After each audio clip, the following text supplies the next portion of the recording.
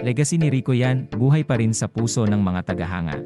Kamakailan, mga video at larawan ng mga taong bumibisita sa libingan ni Rico Yan sa Manila Memorial Park sa Parañaque City ang nag-viral sa social media. Ang mga tagahanga ay nagbigay galang, nag-iwan ng mga bulaklak, kandila, at taos-pusong mga mensahe sa kanyang puntod. Ano kaya ang ipinapahiwatig ng pagbuhos ng pagmamahal at pag-alaala na ito tungkol sa pangmatagalang impluwensya ni Rico Yan?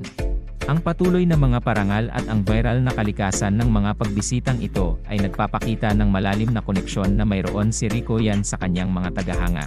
Ang dedikasyon ng kanyang mga tagahanga sa pagpapanatili ng kanyang alaala ay patunay ng malalim na epekto na nagawa niya sa kanyang buhay at karera. Paano kaya alalahanin at pararangalan ng mga susunod na henerasyon ng mga tagahanga si Rico Yan?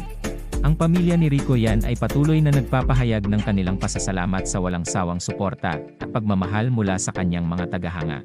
Kinikilala nila na ang kanyang legacy ay napapanatili hindi lamang sa pamamagitan ng kanyang mga gawa kundi pati na rin sa mga taong patuloy na pinahahalagahan ang kanyang alaala.